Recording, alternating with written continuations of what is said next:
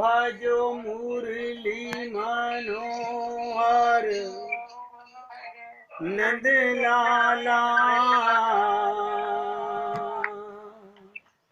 भजो गिरिधर गोविंद गोपाला भजो गिरिधर गोविंद गोपाला भजो मुरली मनोहर नंद लाला भजो मुरली मनोहर नंद लाला भजो गिरिधर गोविंद गोपाला भजो गिरिधर गोविंद गोपाला भजो मुरली मनोहर नंद लाला भजो मुरली मनोहर नंद लाला भजो गिरिधर गोविंद गोपाला भजो गिरिधर गोविंद गोपाला बोलिए वृंदावन बिहारी लाल की जय जय श्री राधे जय जय श्री राधे। सभी भक्तों से निवेदन, बहुत एकाग्र होकर सत्संग के प्रत्येक शब्द को हृदयंगम करने का प्रयत्न करें। केवल कान तक सुनना ही नहीं, हृदय में जा रहा है कि नहीं, ये भी हमें पता होना चाहिए कि जो चीज़ हम सुन रहे हैं वो हमारे हृदय तक चोट कर रही है कि नहीं। ध्यान से सुनिएगा। सभी संत महात्मा एक बात कहते हैं कि क्रोध से बचिए। क्या कहते हैं? क्रोध से बचिए। लेकिन बचे कैसे क्रोध से? और बहुत ध्यान से सुनिएगा। भगवान को छोड़कर, केवल भगवान को छोड़कर ऐसा कोई जीव नहीं है भगवत प्राप्ति से पहले उसे क्रोध ना आता हो।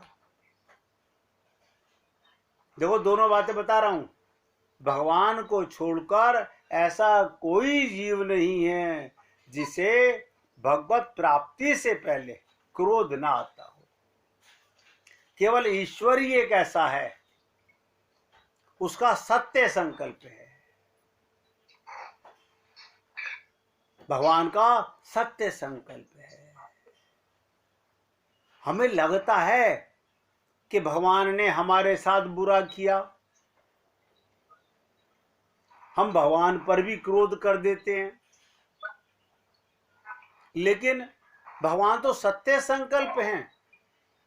वो अपने पिता, माता, भ्राता किसी जीव के साथ भी गलत कर ही नहीं सकते, नहीं कर सकते भगवान। क्यों? वो सत्य संकल्प हैं। सत्य संकल्प हो और कोई ना कोई बाधा डालने वाला मिल ही जाएगा। आप और हम लोग संकल्प करते हैं। जिस दिन संकल्प करेंगे उसी दिन कोई ना कोई रुकावट डालने वाला आ ही जाएगा। आप कहेंगे ये क्या कारण है? क्या हमारा संकल्प कभी पूरा नहीं होगा? होगा। बहुत एकाग्रता से सुनिएगा। जब आप संकल्प करें और बाधा आए तो ऐसा समझिएगा भगवान की दासी माया हमारी परीक्षा लेने आई है। आप उत्तीर्ण होंगे या फेल होंगे। अगर आप माया को पहचान गए, समझ गए और क्रोध नहीं किया, मन में कोई जिज्ञासा नहीं आई, तो आप पार लग गए। महात्मा बुद्ध को एक गांव में बहुत गालियां दी जा रही थी। उनको शिष्यों ने कहा, गुरुजी इन गांव वालों को मजा चखा दे। बोले ना ना ना ना, ऐसा मत करना। अब देखिएगा, महात्मा बुद्ध के पास शिष्यों की फौज भी है, लेकिन वो मना कर रहे हैं। क्यों? क्योंकि वो जानते हैं, अरे मेरी तो आंख खुल गई, अभी इनकी तो बंद है, मैं इनको दोष क्यों दूं? संत महात्मा हम लोगों को दोष तो देते हैं, लेकिन वो अंतर को समझने का प्रयत्न नहीं करते। हम भी जब सत्संग में आते हैं पूरा संकल्प करते हैं। एक एक शब्द पे ध्यान दीजिएगा। जब हम सत्संग में आते हैं अपने आप से पूरा संकल्प करते हैं। क्या अब मैं घंटा सवा घंटा अपने मन को बिल्कुल विचलित नहीं करूंगा। लेकिन एक एक शब्द पे ध्यान दीजिएगा। आपके फोन पर किसी ऐसे की घंटी बज जाए जिसको आपको 10 लाख रुपए देने हो, आप क्या करोगे? आप सत्संग छोड़ के तुरंत फोन अटेंड करोगे। तो सत्य संकल्प हमारा नहीं है। अभी हम लोग पेंडुलम की तरह हिलते रहते हैं। सबका यही हाल है।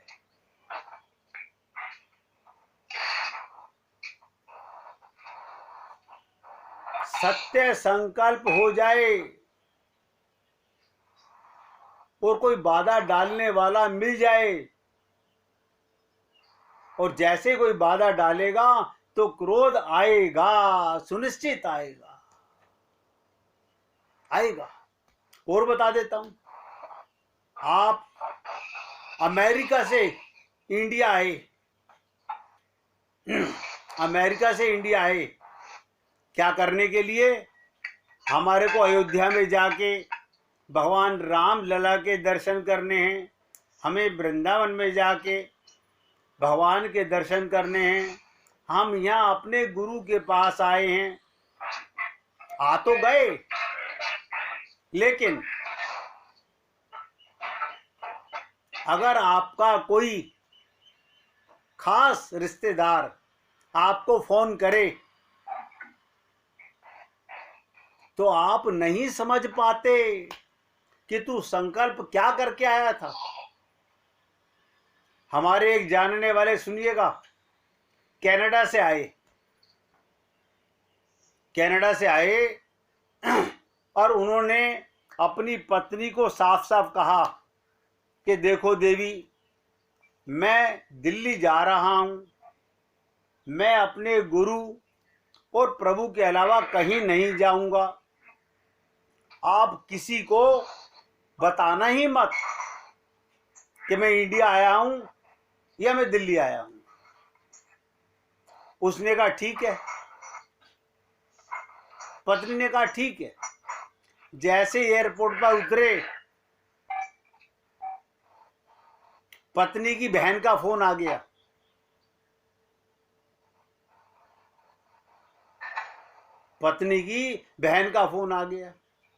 उसने क्या कहा, अब मैं बहन को कैसे झूठ बोलूं?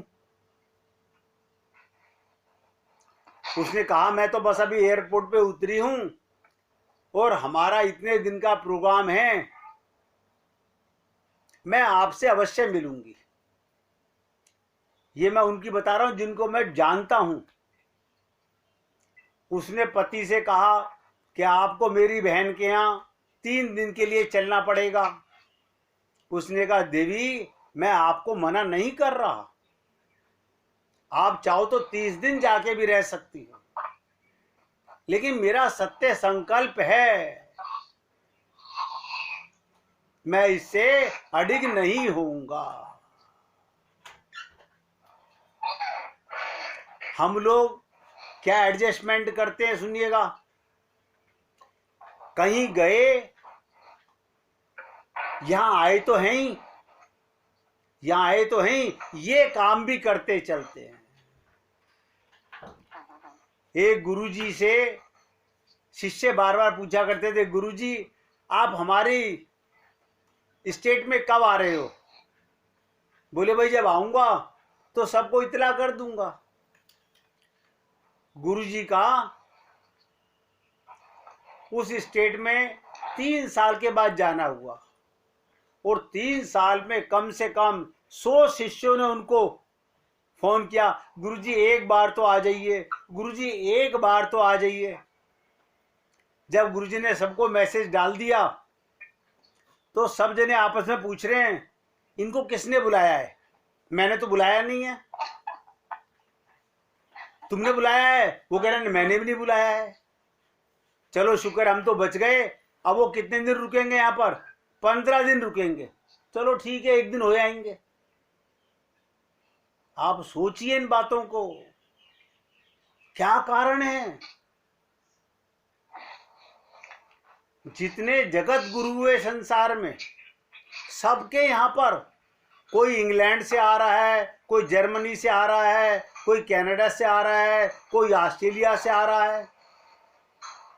ये वो लोग आ रहे हैं जो यहाँ की भाषा भी नहीं जानते, भाषा भी नहीं जानते। आप कहेंगे यहाँ कमाई करने आ रहे हैं, ना ना, कौन लेके आ रहा है उन्हें? ये उनका प्रारब्ध है, उनके पूर्व जन्मों का सत्संग है। वो पैदा तो हो गए वहां पर भी, लेकिन वहां आके वहां से वापस उनके अंदर का जो कमाई थी वो उन्हें धकेलती है। और वो यहां आकर, हमारे गुरुजी कहा करते थे, देखो कितने अंग्रेज लोग बैठे हैं, ये मेरी भाषा भी नहीं समझते, मैं हिंदी में बोल रहा हूं, लेकिन इतने सारे लोगों को बैठा देखकर ये चुप करके आंख बंद करके बैठे रहते हैं। धीरे धीरे इनके अंदर का जो प्रीत है, इनके अंदर की जो एकाग्रता है, इनको सब समझ आने लगेगा, आने लगेगा। बहुत गहरी बातें हैं।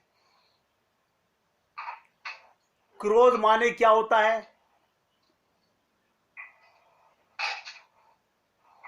क्रोध माने क्या होता है? ध्यान दो, कम, एक एक शब्द ध्यान दीजिएगा। कम का मतलब होता है सुख। रोध माने रुकावट, जो मेरे सुख में रुकावट डाले मुझे उस पर क्रोध आता है। जो मेरे सुख पे,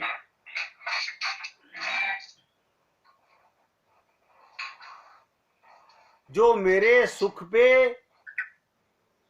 विरोध करे, रुकावट डाले, मुझे उस पर गुस्सा आता है। अब सबसे बड़ी चीज ये है, अब हमको ये पता है कि सुख क्या है। सब अपने अपने ढपली, अपना अपना राज। कोई धन में सुख ढूंढ रहा है, कोई धन में सुख ढूंढ रहा है, कोई व्यापार में दुख ढूंढ रहा है, सुख ढूंढ रहा है। अलग अलग बुद्धि के लोग अलग अलग सुख की व्याख्या करते हैं। अब ध्यान दीजिएगा, जो भगवान के प्रेमी हैं, जो भगवान के प्रेमी हैं, उनको भगवान की तरफ बढ़ने से कोई भी रोकेगा, उन्हें अंदर से क्रोध आएगा, अंदर से क्रोध आएगा कि फिर रुकावट आ गई। लेकिन नहीं, क्रोध नहीं करना, संकल्प पे अपने विश्वास कीजिए। मुझे क्रोध नहीं करना। क्यों? सुबह से शाम तक कमाई की, 1 सेकंड के लिए क्रोध आ गया, सारी कमाई जीरो हो गई, सारी कमाई जीरो हो गई।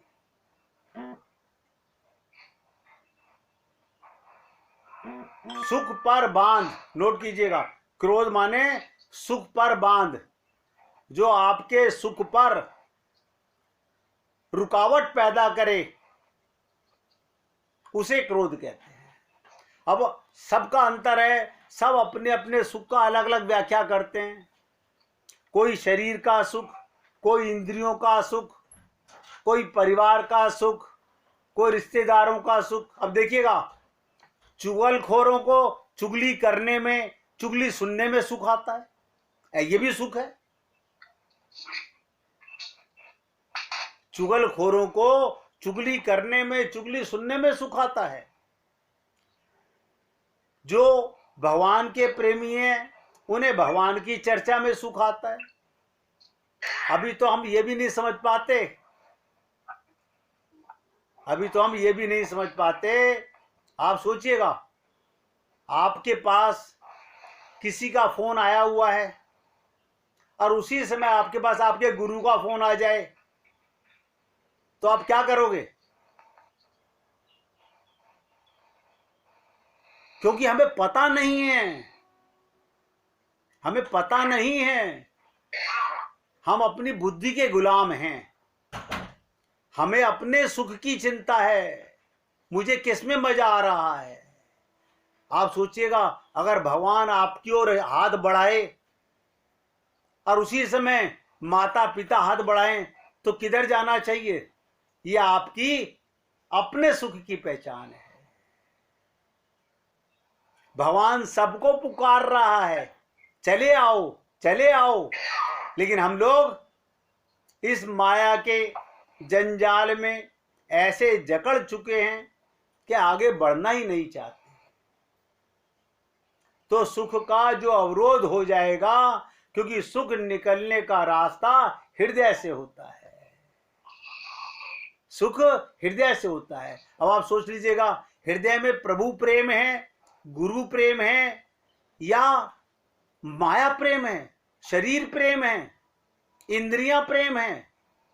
ये आपको डिसाइड करना है।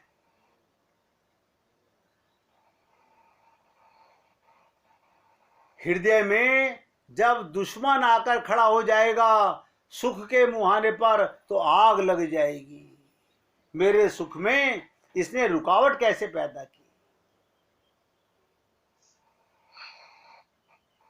ऋग्वेद के अंदर एक मंत्र आता है, अग्नि। ध्यान से सुनिएगा। अब आप ऋग्वेद के अंदर एक शब्द आता है, अग्नि।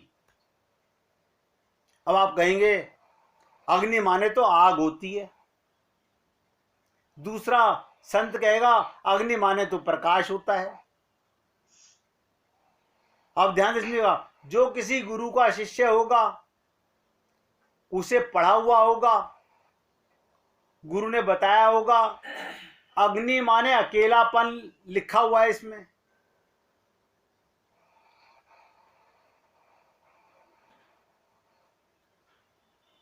अकेलापन। अब बताइएगा, हम वेद को कैसे समझ सकते हैं? सारे वेदों, शास्त्रों में, सारे पुराणों में देखिएगा, हमारे वेद व्यास जी भगवान का अवतार, ब्रह्मा जी, चतुर्मुख भगवान शंकर,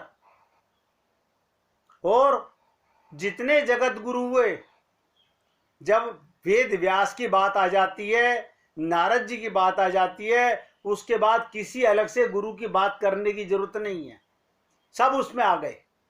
वेद व्यास जी कह रहे हैं मैंने वेदों को मथा है। क्या कहा? मैंने वेदों को मथा है और हे जीवो तुम्हें माखन निकाल कर दे रहा हूं। आप बताइए, आप अगर बाजार से दूध लाएं उसी भाव और उसी भाव माखन मिले तो क्या लेना पसंद करेंगे? आप माखन लेना पसंद करेंगे ना? वेद व्यास जी कह रहे हैं मैंने वेदों को मथा है और तुम्हें सार दे रहा हूं, लेकिन कोई मानने को तैयार नहीं। क्या कह रहे हैं वेद व्यास जी? तुम्हारे सारे नाते, नोट करो, सारे संबंध केवल एक भगवान से हैं।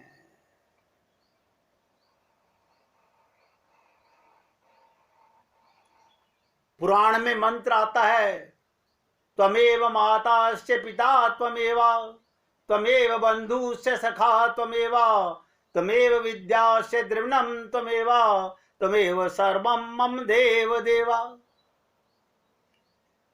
यानी हमारा सारे संबंध निचोड़, लेकिन हम क्या कहते हैं? हमारा संबंध तो शंकर भगवान से है, हमारा संबंध तो देवी जी से है, हमारा संबंध तो हनुमान जी से है, हमारा संबंध तो खाटू श्याम जी से है, हमारा संबंध तो फलाने भैरव जी से है।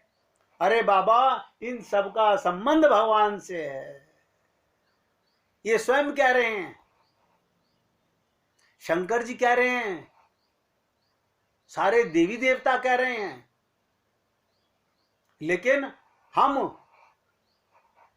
ना तो गुरु की बात मानते, ना वेदों की बात मानते, हम किसकी मानते हैं? अपने मन की। बताइएगा, तो क्रोध पर विजय हम कैसे पाएंगे? तो क्रोध आने पर, ध्यान से सुनिएगा, सरलता में बता रहा हूं, क्रोध आने पर अपने हृदय की कोमलता नष्ट हो जाएगी और रूखापन आ जाएगा। इसका मतलब आपकी कमाई नष्ट हो जाएगी।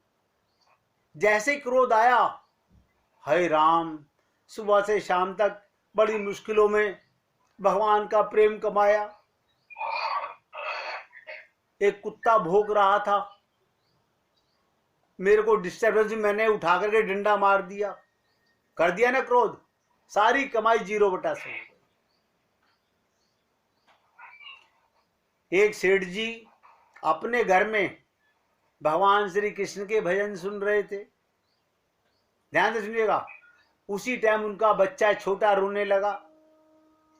अब वो अपनी पत्नी को कह रहे हैं इसको परे लेके जा। अभी तो मजा आ रहा था भगवान की लीला में, अब भगवान रुदन कर रहे हैं, बच्चे का क्या दोष है? भगवान तो लीला कर रहे हैं, तुम नहीं पहचान सके, तुम्हें क्रोध आ रहा है। अब भगवान कह रहे हैं तुम उसे क्या खाक प्रेम करेगा?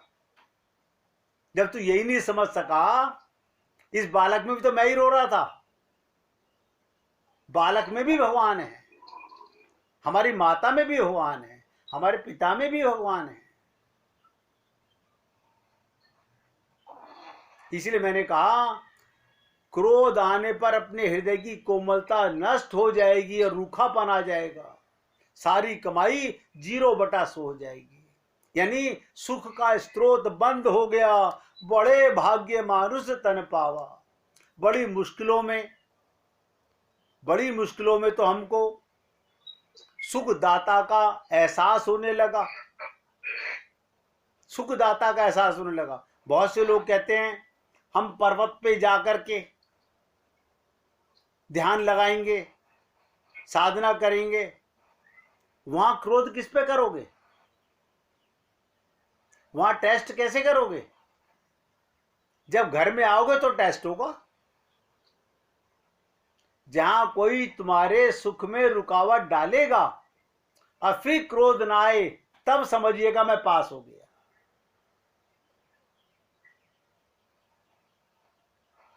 ध्यान से सुनिएगा, सबसे बड़ी पहचान, जब हम अपने सुख को चिंता देखकर क्रोध आए और पहचान लें गलती कर रहा हूं, क्रोध पर क्रोध करो, शांत हो जाएगा। नहीं नहीं नहीं, कल करके सारी कमाई खत्म कर दी थी, आज भी वही करने जा रहा हूं। जिस दिन आपने, ये मैं आपको इसलिए बता रहा हूं, ऐसा भी प्रैक्टिकल हमने कई बार अनुभव किया है। जिस दिन आपने अपने क्रोध पर क्रोध कर लिया, समझ लीजिएगा आज से कमाई बढ़ने लगी, आप अपनी त्रुटि को एहसास करने लगे। मैं तो रास्ता बता रहा हूं भाई, ये एक तरीका है। क्रोध आएगा, क्रोध करना भी पड़ेगा, लेकिन किस पर करें? अपने आप पर क्रोध करो ताकि दोबारा ना आने पाए। और भगवान से प्रार्थना करो। कैसे प्रार्थना?